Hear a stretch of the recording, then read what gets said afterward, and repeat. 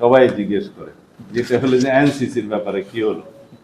NCC হচ্ছে national constitution council, যেটা নতুন ধারণা বাংলাদেশের কালচারে বা পলিটিক্যাল কালচারে বা সংসদীয় কালচারে, সেটা একটা নতুন ধারণা নিয়ে ওনারা এসছেন, যেখানে রাষ্ট্রপতি, প্রধানমন্ত্রী, উভয় পক্ষের স্পিকার এবং আরও কয়েকজন প্রধান বিচারপতি সহ আরও কয়েকজন কথা বলা আছে।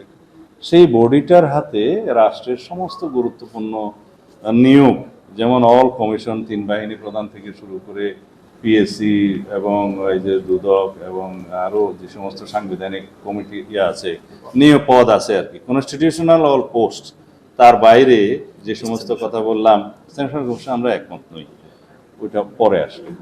তো এই সমস্ত নিয়োগের ক্ষেত্রে প্রধান এবং সদস্য সবার নিয়োগের ক্ষেত্রে যে তাদেরকে ক্ষমতা দেওয়ার, জুরিসডিকশন দেওয়ার কথা বলা আছে, এগুলো আমরা একমত নই। এই জন্য যে রাষ্ট্রের মধ্যে আর এক্সিকিউটিভের ফাংশনটাকে এত বেশি লিমিট করা হবে যে এক্সিকিউটিভ এবং প্রধানমন্ত্রী, যিনি যে নামিয়ে ডাকি, তাদের আর তেমন কোনো রাষ্ট্র পরিচালনার ক্ষেত্রে এখতিয়ার এত বেশি লিমিট করা হয়ে যাবে যে রাষ্ট্র পরিচালনার দায় হয়ে যাবে। অথচ রেসপন্সিবিলিটি থাকবে ইলেক্টেড রিপ্রেজেন্টেটিভ হিসেবে জনগণের কাছে এবং সংসদের কাছে সেই নির্বাচিত প্রধানমন্ত্রীর, অথচ তার কাছে তেমন কোনো পাওয়ার দেয়া থাকলো না। আর সংসদ যখন থাকবে না, অথবা সংসদ বিলুপ্ত হবে, অথবা যে সময় পর্যন্ত কেয়ারটেকার গভর্নমেন্টের প্রধান উপদেষ্টা মনোনীত না হবেন বা নিয়োগ না হবেন, ততক্ষণ পর্যন্ত এই কমিটি ফাংশন করবে।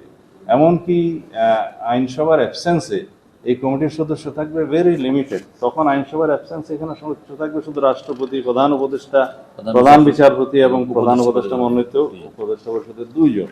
তো এইগুলো বিবেচনা করতে গেলে তারা মোর অর লেস সবাই একজন ইনডাইরেক্টলি ইলেক্টেড, বাকিরা আনইলেক্টেড, এবং এদের কাছে সুপ্রিম পাওয়ার থাকবে।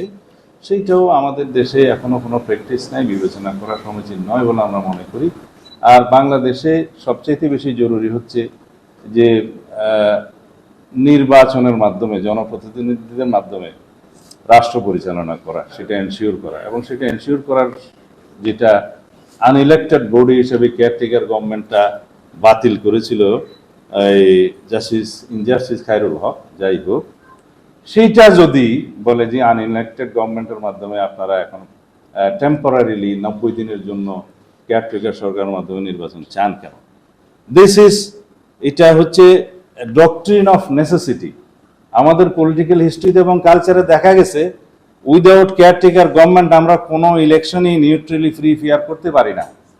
তো সেই জন্য যতদিন পর্যন্ত আমরা সেই কালচারে উপনীত না হতে পারবো, ততদিন পর্যন্ত আমাদের এই ফ্রি ফেয়ার ইলেকশনের জন্য আমাদের কেয়ারটেকার টাইপের গভর্নমেন্টের বিধানটা রাখা উচিত। সেটা আবার এখন হাইকোর্টের ভার্ডিক্টের মাধ্যমে রিইনস্টেট হয়েছে।